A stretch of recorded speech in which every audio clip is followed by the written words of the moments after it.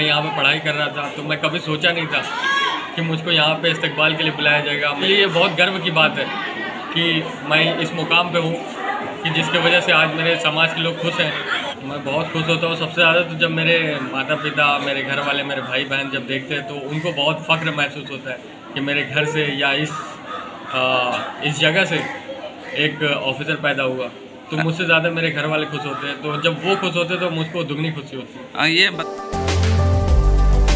नाजरीन, आपका आग मऊ में खैर मकदम है। मैं हूं नौशाद अंसारी। आदाब नाजरीन, मऊ शहर के मोहल्ला शेख दामूपुरा वाक़ा अल-फलाह मिली स्कूल में एक पुरवकार इस्तकबाली तकरीब का इनेकाद किया गया, जिसकी सदारत फरीद अहमद नईम बुक ने की और निज़ामत के फ़राइज़ कामरेड अनीस अनवर खजांची ने अंजाम दिए।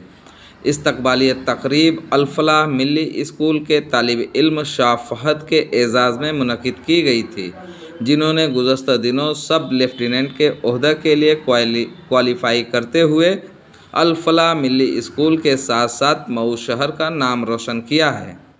अल-फलाह मिली स्कूल के मैनेजर मसूद अख्तर के हमरा कामरेड अनीस अनवर, फरीद अहमद, फैज़ुल हसन और अलहाज शमसाद अहमद वगैरह ने शाह फहद की गुलपोशी करते हुए और मोमेंटो पेश करके एज़ाज़ से सरफराज किया।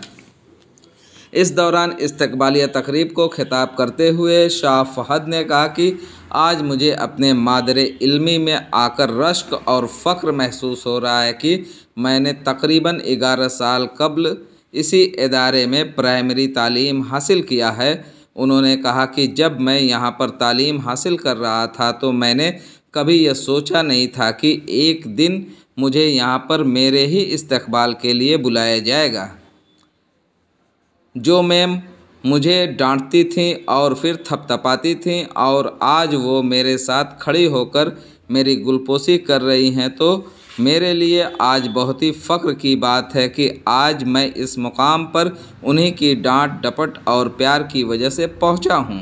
उन्होंने बताया कि इंटरमीडिएट की तालीम सैनिक स्कूल रीवा मध्य प्रदेश से हासिल करने के बाद यूपीएससी का एग्ज़ाम दिया और यूपीएससी क्लियर करने के बाद इंटरव्यू दिया और मेडिकल हुआ और मेरिट आई और वो सब क्लियर करने के बाद मैंने इंडियन ऑयल एकेडमी गया और वहाँ पर मैं 4 साल बीटेक प्लस ट्रेनिंग दोनों किया और 26 नवंबर 2022 को मैं इंडियन नेवी में सब लेफ्टिनेंट के ओहदे के लिए सेलेक्ट हुआ। उन्होंने कहा कि मेरे लिए यह फ़ख्र की बात है कि मैंने अल-फलाह मिली स्कूल से तालीम हासिल करके आज इस मकाम तक पहुंचा हूं। उन्होंने अपनी कामयाबी का क्रेडिट अपने वालिदैन के साथ साथ अपने इदारे के सभी असातिज़ा व मुअल्लिमात को दी। आइए नाज़रीन, हम आपको पूरी तफसीलात दिखाते हैं और सुनाते हैं क्या कहते हैं शाह फहद और दिगर हजरात। आग न्यूज़ के लिए मऊ से ब्यूरो रिपोर्ट। जब मैं यहाँ पे पढ़ाई कर रहा था तो मैं कभी सोचा नहीं था कि मुझको यहाँ पे इस्तकबाल के लिए बुलाया जाएगा। मेरे साथ जो मैम मुझको हमेशा डांटती थी, कभी कभी पीछे से थपथपाती भी थी, तो आज वो मेरे साथ खड़ी होके मुझको माला पहना रही है, मुझको फ़ोटो ले रही है मेरे साथ। तो आज मेरे लिए बहुत गर्व की बात है कि मैं इस मुकाम पे हूँ कि जिसकी वजह से आज मेरे समाज के लोग खुश हैं और मुझको यहाँ पे बुलाया गया और मुझको सम्मानित किया गया। उसके बाद मैं अपनी इंटर तक की तालीम सैनिक स्कूल रीवा से की। वहाँ पे 6 में मेरा एडमिशन, रीवा यानी मध्य प्रदेश जी। 6 में एडमिशन होने के बाद मैं 7 साल वहाँ पे रहा, 12वीं वहाँ पे से कंप्लीट की। फिर उसके बाद मैं यूपीएससी का एग्ज़ाम दिया, वो क्लियर करने के बाद इंटरव्यू हुआ, मेडिकल हुआ, मेरिट आई। वो सब क्लियर करने के बाद मैं इंडियन ऑयल एकेडमी में गया। वहाँ पे मैं 4 साल बीटेक प्लस ट्रेनिंग दोनों किया और 26 नवंबर को मैं इंडियन नेवी में एज ए सब लेफ्टिनेंट कमीशन हुआ। जब आपका सिलेक्शन हुआ तो आपको कैसा फील हुआ? क्या उम्मीद थी कि आपका सिलेक्शन हो जाएगा?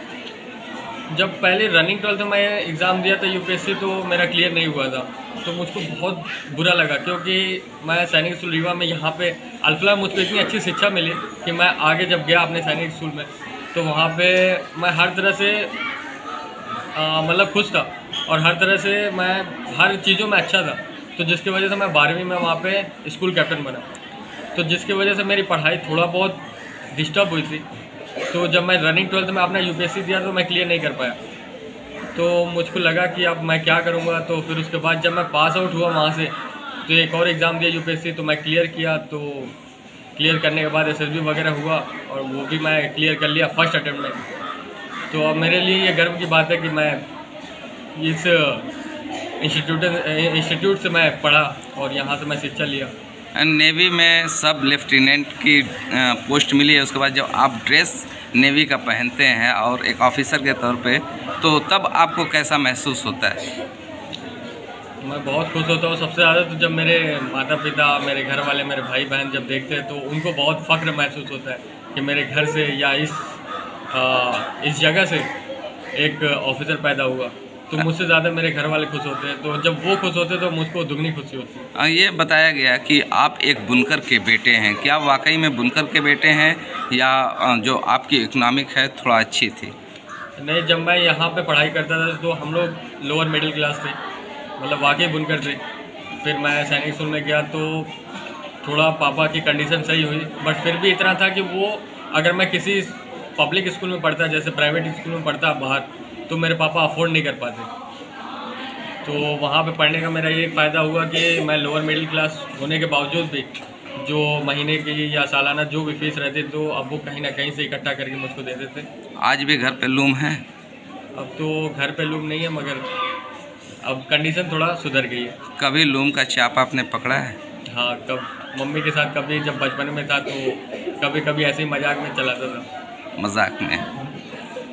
लेकिन आज बुनकरों की हालत बहुत बुरी है, देखा जाए पूरे उत्तर प्रदेश नहीं पूरे हिंदुस्तान में। तो एक बुनकर का बेटा अपने मनसब पे आ गया है, क्या बुनकरों के लिए उसके दिल में कुछ जगह रहेगी? बहुत ज़्यादा रहेगी। मैं तो इसीलिए हर जगह जाता हूँ। अभी मैं कुछ दिन पहले शाही कटरे में गया था, वहाँ मैं लोगों को बोलता हूँ, मैं चाहता हूँ कि लोग मेरे पास आएँ, मैं उनको हर तरीके से बताऊँ कि किस तरीके से भारतीय सेना में जा सकते हैं या किस तरीके से हायर एजुकेशन पा सकते हैं। क्योंकि मैं इतने दिन बाहर रहने के बाद मैं ऑलमोस्ट मुझको नॉलेज इतना तो हो गया है कि मैं किसी यहाँ के बुनकर के बेटे को मैं समझा सकूँ, बेटे या बेटियों को समझा सकूँ कि किस फील्ड में जाएंगे तो कितना पढ़ाई करना पड़ेगा और कितनी उनकी जॉब एफिशिएंसी होगी। अपने मादरी इल्मे साथ साथ पूरे मऊ के जो नौजवान बच्चे हैं जो आपके पीछे पढ़ाई कर रहे हैं अभी, उनको क्या मैसेज देना चाहेंगे? कितनी मुश्किल से आपने ये जो पोस्ट हासिल की है, इस पोस्ट को हासिल करने में कितनी मुश्किल आई और किस तरीके से आपको तैयारी करनी पड़ी? ज़रा बच्चों को नसीहत करें। जब मैं यहाँ पे पढ़ाई करता था तो इतना कुछ खास नहीं था कि मैं डिफेंस में जाऊँगा या ऐसा कुछ। फिर जब मैं यहाँ से बाहर निकला तो अब्बू का एक एम था कि मैं अपने एक बेटे को डिफेंस में भेजूँ, सेना में भेजूँ। तो बस वहाँ से जब मैं सैनिक स्कूल में गया तो मुझको बहुत सारी कठिनाई है, क्योंकि मैं यहाँ पे नॉर्मल स्कूल से पढ़ा, यहाँ पे कुछ खेलने कूदने का कुछ उतना साधन नहीं था और हम लोग नॉर्मल गेम यही पतंग वगैरह ये सब उड़ाते हैं जो वहाँ पे वो इसका यूज़ नहीं है। तो फिर मैं वहाँ पे गया तो मुझको बहुत सारी परेशानियाँ हुई, मुझको कुछ नहीं आता था। तो हर तरीके से मैं बहुत पीछे था।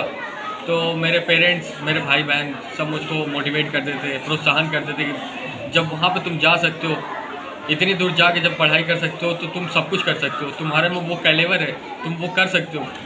तो मैं इसका पूरा श्रेय अपने माता पिता, अपने परिवार को और अपने यहाँ के जो गुरु हैं उनको देना चाहता हूँ, जिन्होंने मेरे को हर तरीके से मेरा सपोर्ट किया। बच्चों को क्या मैसेज देना चाहते हैं? बच्चों को यही बताना चाहता हूँ कि बगैर मेहनत के कुछ नहीं होता।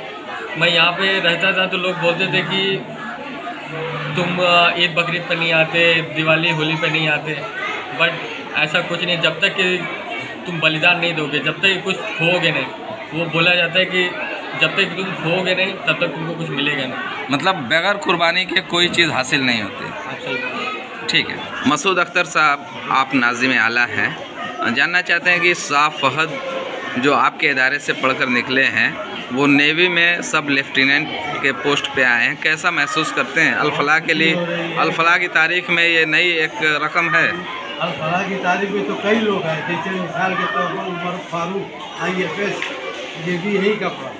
अभी एक साधारण मसूद ये बच्चे का वो भी MBBS में निकला, तो इसमें इनका नाम ये तीसरा। बच्चों का, तो बड़ी खुशी हुई इनसे मिल के। और निकाल लिया तो बहुत खुशी हुई कि नेवी में जो डिफेंस का मैटर है उसमें ये गए। और बच्चों को क्या मैसेज देना चाहते हैं?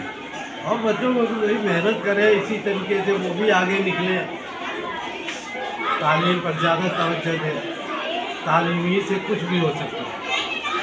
ठीक, अनीस साहब बताएं, आज आपके इदारे में एक ऐसे होनहार बच्चे का इस्तकबाल आप किए हैं, कैसा महसूस करते हैं? मैं अपने अल्फला मिली स्कूल की तरफ से, पूरी कमेटी की तरफ से साहब को दिल की गहराइयों से इनका इस्तकबाल करता हूँ, इनके पूरे परिवार का इस्तकबाल करता हूँ, पूरे शहर के बुजुर्गों की तरफ से इनका मैं स्वागत और इस्तकबाल करता हूँ। हमारे इदारे के लिए एक बहुत बड़े फ़ख्र की बात है कि साहब फहद जैसे होनहार बच्चे ने आज इतने बड़े मुकाम पर मऊ से जाकर वहाँ एक ऐसा मुकाम बना दिया जो हिंदुस्तान के अंदर अपने कौम की, मुल्क की हिफाजत के लिए यह बच्चा जाएगा। अल्फला मिली स्कूल की ये बुनियादी तालीम से निकला है। और हमारे इसी मोहल्ले का, हमारे ही देहात का एक लड़का उमर फारूक, जो यहाँ से निकल के मुल्क की दूसरे देश में वहाँ पर मुल्क के वो क्या इंडियन फॉरेन सर्विस। तो इस तरीके से कई ऐसे बच्चे हैं जो हमारे यहाँ से निकल के, और मैं अपने स्टाफ के जो यहाँ की मोहतरमा है बच्चों को तालीम देती हैं और पूरे स्कूल की तरफ को कहना चाहता हूँ कि इनकी मेहनत की, कड़ी मेहनत की वजह से आज साहब फहद जैसे लोग यहाँ पर इस मुकाम पर खड़े हैं। और मैं उम्मीद करता हूँ कि हमारे दायरे से इस तरीके के हज़ारों बच्चे मैं चाहता हूँ कि निकलें और इस मुल्क का नाम रोशन करें और अपने स्कूल का नाम रोशन करें। मैं यही अपनी बात सिर्फ चाहने से होगा या आपने उस लेवल पर निकलने के लिए बच्चों के लिए क्या इंतज़ाम किया है? बच्चों के इंतज़ाम के लिए हम इंशाअल्लाह और मज़ीद कोशिश करेंगे दायरे को एक ऊंचे मुकाम पर पहुंचाने के लिए। ऊंची शिक्षा, अच्छी शिक्षा और जो कमियां हैं उसको दूर करके इसको और फाल बनाया जाएगा। उम्मीदों के समंदर में तला तुम आते रहते हैं, सफीने डूबते भी हैं, सफर लेकिन नहीं रुकता, मुसाफिर टूट जाते हैं मगर मल्लाह नहीं तकता, सफर तय हो के रहता है, कभी मायूस मत होना, अंधेरा कितना गहरा हो, कभी मायूस मत होना, अंधेरा कितना गहरा हो, कभी मायूस मत होना। खुदा वाकिफ है नाज़िर भी, खुदा ज़ाहिर है बातिन भी, वही है हाज़िर से वाकिफ, वही सीनों के अंदर भी, मुसीबत के अंधेरों में तुम्हें गिरने नहीं देगा, कभी मायूस मत होना, कभी मायूस मत होना। आग मऊ मतलब एतमाद आपका, 100% हकीकत पर मबनी खबर, हर खबर जांच परख कर बेबाक और बेदाग, आज़ादाना और मुनसिफाना, तो देर किस बात की। अभी सब्सक्राइब करें आग मऊ और देखते रहें सच्ची खबर हमारे YouTube चैनल आग मऊ पर।